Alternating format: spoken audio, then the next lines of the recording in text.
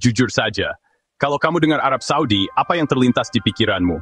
Bagi kebanyakan dari kita, itu adalah cuplikan pilihan dari berita TV dan film Hollywood. Ada pemandangan gurun yang luas, sosok misterius berjubah, mungkin pangeran nakal dengan unta, maksudku mobil yang dimodifikasi. Gambaran itu seringkali buram, misterius, dan jujur saja sedikit menakutkan. Ini adalah kerajaan yang diselimuti mitos, tempat yang kita rasa kita tahu dari berita utama, tapi belum pernah benar-benar kita temui. Kita terus-menerus disuguhi hal-hal ekstrem, entah kekayaan yang tak terbayangkan, atau tradisi yang tak kenal kompromi, dengan sedikit ruang untuk hal-hal di antaranya. Ini seperti hanya mengenal Amerika dari menonton The Godfather dan Keeping Up with the Kardashians. Kamu dapat dramanya, tapi kamu kehilangan inti permasalahannya. Narasi ini tidak hanya tidak lengkap, ini malas. Ini meratakan sebuah negara berpenduduk lebih dari 36 juta orang menjadi satu karikatur yang monoton. Pikirkan saja, itu seperti mengatakan setiap orang Amerika adalah koboi dari Texas, yang makan burger keju setiap kali makan. Ini menghapus nuansa, keragaman, dan kemanusiaan sebuah bangsa yang sedang mengalami salah satu transformasi sosial tercepat di planet ini. Arab Saudi hari ini, 19 Oktober 2025, adalah tempat yang penuh kontradiksi, yang memusingkan dan kompleksitas yang mengejutkan. Ini adalah negara di mana adat kuno hidup berdampingan dengan tren TikTok, di mana kesalehan beragama hidup berdampingan dengan budaya startup yang berkembang pesat. Ceritanya jauh lebih menarik daripada yang selama ini kita dengar. Jadi hari ini, kita akan merestart perangkat lunak mentalmu. Kita akan menekan Ctrl-Alt-Delete pada stereotip dan menginstal sistem operasi baru berdasarkan kamu tahu kenyataan sebenarnya. Kita akan menyelami kebenaran tersembunyi tentang orang-orang Saudi, mengupas lapisan mitos untuk mengungkap realitas kehidupan sehari-hari mereka yang kompleks, mengejutkan, dan seringkali disalahpahami. Ini bukan tentang membela atau menyerang pemerintah. Ini tentang memahami orang-orang. Mitos, orang Saudi itu dingin, tertutup, sangat curiga terhadap orang luar. Stereotip, tiap orang menyendiri, senyum ramah disambut tatapan tajam, budaya sulit ditembus. Tapi inilah kenyataannya, mereka secara umum sangat ramah. Bukan kebaikan sesekali, ini pilar budaya tertanam dalam tradisi Badui dan ajaran Islam. Tamu adalah anugerah dari Tuhan, menghormati tamu tugas suci. Sebelum duduk, cangkir kecil gahwa aromatik dan piring penuh kurma terbaik hadir. Menolak, goyangkan cangkir kecilmu sebagai tanda selesai. Lalu datang makanan, dan lebih banyak makanan. Tingkat kemurahan hati yang hampir kompetitif, itulah karam. Jika tersesat di Riyadh, kamu bisa diantar langsung, bahkan diajak minum kopi, ketimbang diabaikan. Sambutan bisa begitu hangat hingga mengejutkan kita yang terbiasa menghindari tatapan. Sambutan dingin beku, itu hanya fata morgana. Jika kamu menunjukkan ketertarikan tulus, dari itu akan membuka rumah dan hati mereka, dengan kehangatan yang membuat matahari gurun iri. Mitos, setiap orang di Arab Saudi adalah pulau, individualisme ekstrem. Gambaran, pergi dari rumah di usia 18, kumpul keluarga 2 kali setahun, keputusan hidup sendirian.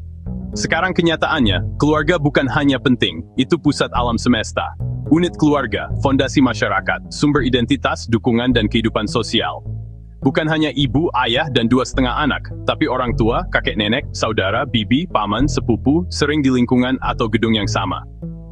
Ini bukan kurang mandiri, ini budaya saling ketergantungan. Universitas, kerja, pernikahan, sering proyek kelompok. Di Arab Saudi, pengaturan default adalah pertemuan keluarga, sering mingguan, kadang harian. Jumat setelah salat, makan siang keluarga besar berjam-jam, ramai, hidup, penuh tawa, gosip, dan makanan. Menghormati yang lebih tua adalah aturan. Panti jompo asing, merawat orang tua adalah kehormatan. Gagasan serigala penyendiri, sangat jauh dari kebenaran. Di sini, kamu tidak pernah benar-benar sendirian. Mitos pakaian tradisional adalah seragam tanpa kegembiraan yang dipaksakan negara. Dipandang simbol penindasan, diasumsikan semua ingin jeans dan kaos. Kenyataannya, pakaian tradisional adalah pernyataan identitas, warisan, dan pilihan praktis, bukan sekadar paksaan. Lebih cocok iklim panas, nyaman, sekaligus memberi martabat. Padanan jas rapi dengan kualitas kain dan potongan yang dibanggakan. Abaya jauh dari monoton, sulaman rumit, potongan disesuaikan, sentuhan warna halus, ragam kain, styling modern. Memberi privasi dan kebebasan bergerak. Di bawahnya mereka bisa mengenakan apa saja, dari merek high street hingga luxury. Visi 2030 melonggarkan aturan, pemuda kota memadukan tradisional dan barat ke kantor, jeans dan hoodie di kafe. Intinya, pilihan. Bukan tradisi versus kebebasan, tetapi spektrum, ekspresi identitas modern, sederhana, dan unik Saudi. Mengenakan tobe atau abaya bukan mundur, itu cara modern menampilkan siapa mereka. Mitos, agama mengatur setiap aspek hidup, menutup ruang kebebasan dan kehidupan modern. Persepsi, hidup berhenti untuk salat, setiap tindakan disaring lensa agama. Gagasan bahwa kesalehan dan modernitas saling eksklusif. Islam pusat identitas, tapi orang menyatukannya dalam kain kehidupan modern sepenuhnya. 5 salat harian jadi ritme, momen berhenti sejenak dan berhubungan kembali. Di masa lalu banyak toko tutup, kini tidak lagi wajib. Masyarakat yang beriman sekaligus sangat terhubung. Media sosial, bisnis global, pendidikan tinggi. Masjid kuno berdiri di bayang pencakar langit berkilau. Di dalamnya orang bekerja di teknologi, keuangan, industri kreatif. Setelah kerja, restoran trendy, galeri seni, konser, bahkan bioskop dan acara olahraga besar. Ini bukan penolakan terhadap agama.